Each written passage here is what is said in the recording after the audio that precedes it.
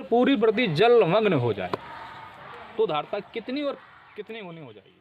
समांतर संधारित्र की कोई शर्त बताओ कि जिस शर्त के आधार पर हम कह सकते हैं कि पैरेलल प्लेट कैपेसिटर है। चलो हम बताते हैं आपको।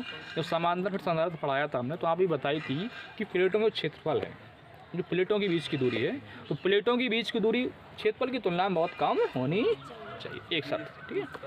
तुम्हें बताना है वर्जन का, और दूसरा प्रश्न तुम्हें ये बताना है, अब कल से आपको ये बताना है, अगर पृथ्वी को एक गोलीय चालक मान लिया जाए जिसकी त्रिज्या 6400 किलोमीटर हो तो उसमें धारता उसकी कितनी निकलती है।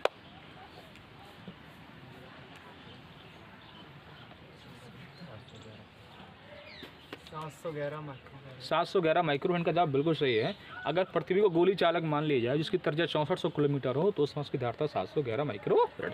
राजकुमार तुमसे प्रश्न ये है कि पृथ्वी गोली चालक मान लिया जाए तब है उसकी 711 माइक्रोफैराड, और जबकि धारता तो अनंत भी लेते हैं, तो इन दोनों बातों का मतलब अलग अलग कैसे है। जब विभव शून्य हो जाता है तब धारता शून्य लिखा और त्रिज्या के हिसाब से इनका कहने का मतलब है कि अगर पृथ्वी गोली चालक मान लिया जाए जिसकी त्रिज्या 6400 किलोमीटर तो उसकी धारता अगर हम निकालेंगे तो 711 निकलेगी।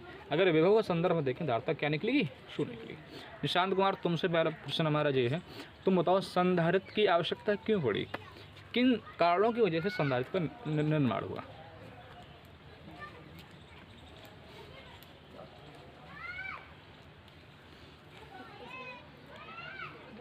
भाई क्या बोले,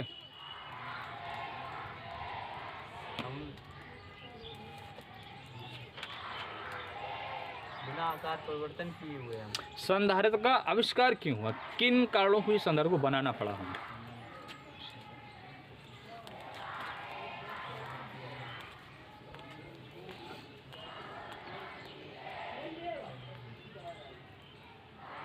नहीं मालूम, मैं आपको बता दूं संधारित्र का निर्माण क्यों हुआ। आपने एक गोली चालक की धारता के लिए सूत्र पढ़ा था, C = 4πε/r। तो अगर त्रिज्या बढ़ानी तो धारता बढ़ानी पड़ेगी। अब त्रिज्या बढ़ानी धारता बढ़ानी थोड़ी असुविधाजनक हुआ, ठीक है, इसलिए संधारित्र का निर्माण हुआ। संधारित्र में होता क्या है कि चालकों के आकार में परिवर्तन नहीं करना पड़ता है और धारता कई गुना बढ़ जाती है। बात समझ गए। तुम बताओ, तुम्हें सिर्फ ये बता दो, listen to me Himanshu Singh, अगर एक पृथ्वी को गोली चालक मान लिया, त्रिज्या 6400 किलोमीटर हो गई, धारता 711 माइक्रोफैराड निकलती है उसकी, अगर निकालते हैं सूत्र से। अगर पूरी पृथ्वी जलमग्न हो जाए तो धारता कितनी और कितनी गुनी हो जाएगी।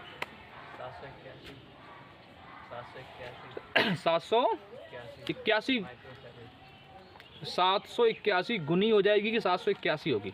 781 होगी धारता। अच्छा, जलमग्न नहीं होती तब कितनी होती है। 711 तो थोड़ा इतना ही बढ़ेगा बस।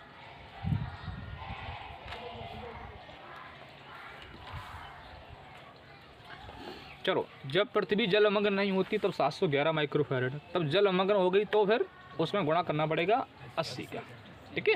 के गुना होती है तो जल के लिए के का मान कितना होता है, ऐसे होता है। भुवन कुमार तुमसे हमारा प्रश्न ये है, तुमसे मेरा प्रश्न ये है कि जब दो चालकों को आपस में जोड़ते हैं तो ऊर्जा हानि होती है, वो ऊर्जा हानि क्यों होती है ये बताना बस। ऊर्जा हानि ताप के रूप में, ध्वनि के रूप में, जब एक कण से दूसरे कण ले जाते हैं तो ताप या ध्वनि निकलती है, उसमें हानि। अच्छा, जब दो चालकों को किसी वायर से जोड़ते हैं तो आवेश का प्रवाह एक गोली दूसरे गोले में होता है, जो तार लगा होता है, तो आवेश बहता तो तार गर्म भी हो जाता है। तार गर्म हो जाता तो ऊष्मा के रूप में कभी कभी चिंगारी भी निकलती, कभी कभी आवाज़ भी आती, तो इस रूप में वो ऊर्जा हानि